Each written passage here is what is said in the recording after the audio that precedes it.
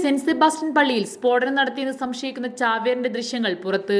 പള്ളിമുറ്റത്ത് ശാന്തനായി എത്തുന്ന ചാവേർ അവിടെയുണ്ടായിരുന്ന കൊച്ചുകുട്ടിയെ തലോടുന്നതും ദൃശ്യങ്ങളിൽ കാണാം.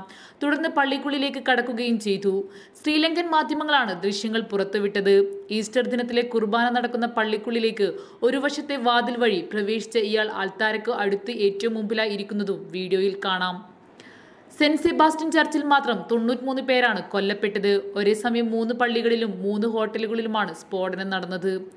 ചാവേർ ആക്രമണത്തിന്റെ പശ്ചാത്തലത്തിൽ പ്രതിരോധ മേഖലയിലെ ഉന്നതരെ നീക്കം ചെയ്യുമെന്ന് ശ്രീലങ്കൻ പ്രസിഡന്റ് മൈത്രിപാല സിരിസേന പറഞ്ഞു. ഇന്ത്യയിൽ നിന്നടക്കം മുൻകൂർ സൂചനകൾ ഉണ്ടായിട്ടും ആക്രമണം തടയാതിരുന്നതിനാണ് നടപടി. ഈ സൂചനകൾ ഉദ്യോഗസ്ഥർ അറിയിച്ചിരുന്നില്ലെന്നും ഗുരുതര പിഴവാണ് ഉണ്ടായതെന്നും സിരിസേന പറഞ്ഞു. ആക്രമണത്തിൽ മരണം 359 ഇതിൽ 39 പേർ വിദേശികളാണ്. അതേസമയം ചാവേർ ആക്രമണം നടന്ന പള്ളികൾ കനത്ത കാവലിലാണ്. നഗരങ്ങളും തെരുവുകളും പട്ടാളത്തിന്റെ നിരീക്ഷണത്തിലാണ്.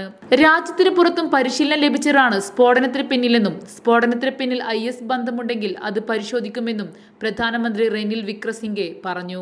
ന്യൂസിലാൻഡിൽ മുസ്ലിം പള്ളിയിൽ ക്രിസ്ത്യൻ തീവ്രവാദികൾ നടത്തിയ കൂട്ടക്കൊലയ്ക്ക് പ്രതികാരമായാണ് ശ്രീലങ്കയിൽ ക്രിസ്ത്യൻ പള്ളികളിൽ ഈസ്റ്റർ പ്രാർത്ഥനയ്ക്കിടയിൽ ബോംബാക്രമണം നടത്തിയതെന്ന് ശ്രീലങ്കൻ ആഭ്യന്തരമന്ത്രി റുവാൻ വിജയ് വർധന പറഞ്ഞു.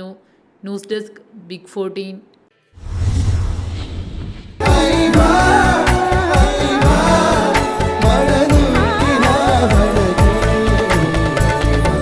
ഐവാ സെൽസ്, കാസർഗോഡ്, കാഞ്ഞങ്ങാട്, മാംഗ്ലൂർ.